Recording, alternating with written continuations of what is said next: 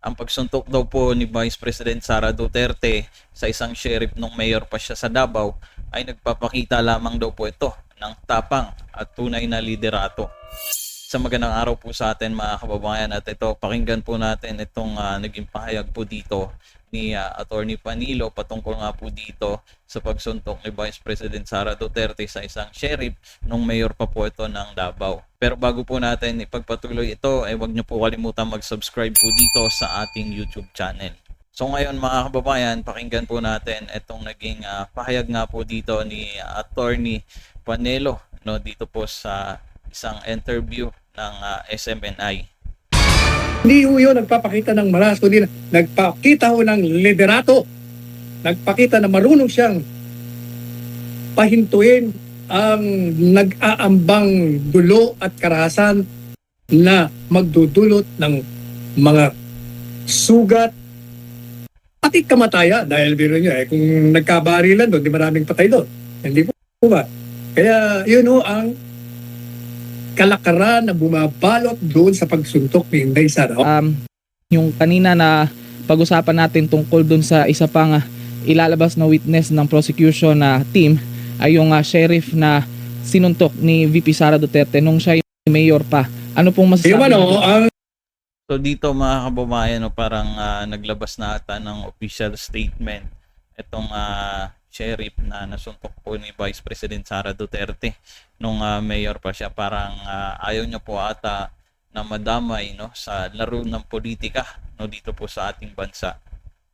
Ang kanilang motibo, ipapakita nila ang tendency ni Inday Sara na may karahasan siya.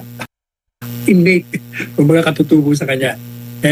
Alam po ninyo, meron akong personal na kaalaman dyan. Sapagkat ako ang pinakiusapan ng kanyang ama na mag-abogado kay Inday Sara nung nanuntok siya ng sheriff. At inimbestigahan ko kung anong nangyari. Ito ang nangyari doon.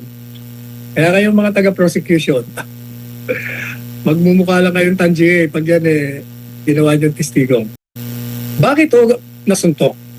Ang sitwasyon noon, merong demolition doon sa isang lugar sa Davao. Dahil mga illegal settlers, kumbaga, merong mga nakatira doon na tinirahan ng mga tinatawag natin ng mga panahon na squatters. Kaya naghahain sila ng demanda, yung mayari, at nanalo sila. Kaya may order na evacuate na sila, umalis na sila doon. Ngayon, dumating na yung mga pulis upang ipairal ang order ng eviction. Pero ang problema ho doon, yung mga tao, syempre galit sila. Ayaw nila pumayag. At yung mga pulis naman, gustong ipatupad yung order. At talagang gagamit sila ng dahas. Madaling sabi, parang bulkan, puputok na. Ngayon si Inday Sara at that time, mayor ng Davao, tinawagan niya yung sheriff. Sabi niya, wag mo muna ipatupad dyan. Parating ako dyan, hintayin mo ako. O madaling sabi, sa halip na hintayin si Inday Sara, itinuloy niya. At nung pagdating ni Inday Sara, talagang sasabog na ho yung karahasan. So yun naman pala mga kababayan, base po dito sa kwento ni Attorney Panelo na naging attorney nga siya o naging abogado siya dito sa kasong panuntok nga po ng sheriff nitong ni Vice President Sara Duterte.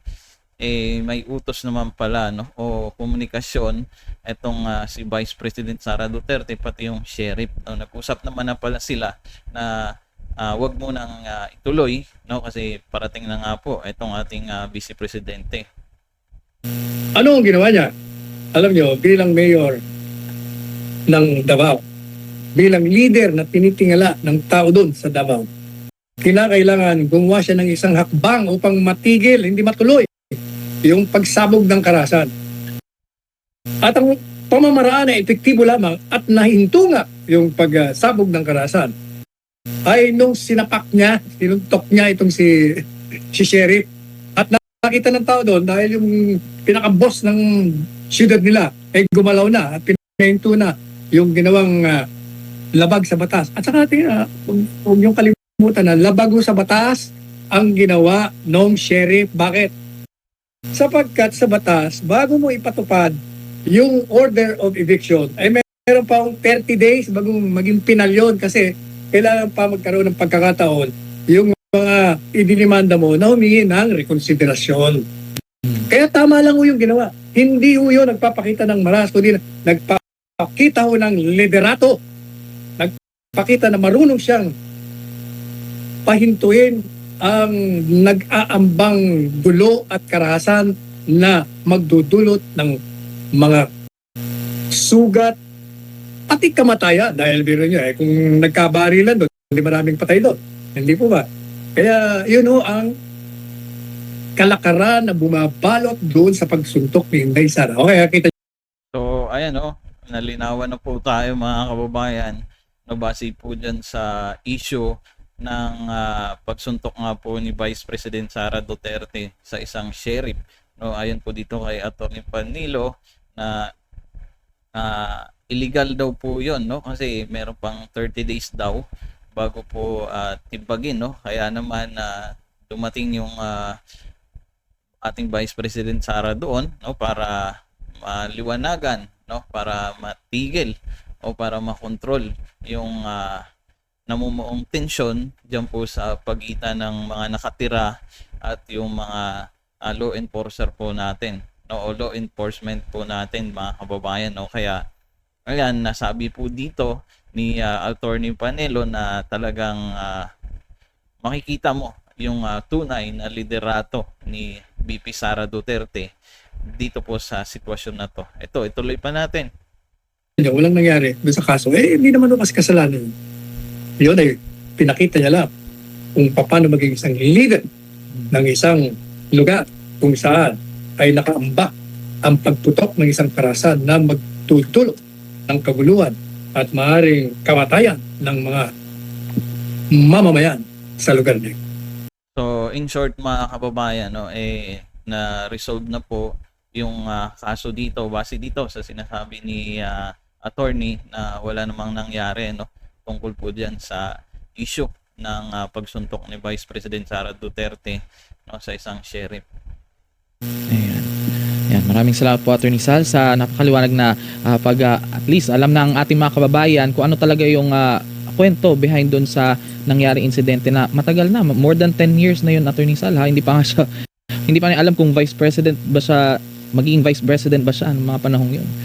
So yun nga mga kababayan, napakinggan po natin itong naging paliwanag po dito ni Atty. Panilo patungkol po dito sa issue ng panununtok ni Vice President Sara Duterte dito po sa sheriff, no. Sana naliwanagan po tayo, no, lahat dahil si Atty. Panelo ay siya yung nag-stand ng abogado ni Vice President Sara diyan po sa kaso na yon, no.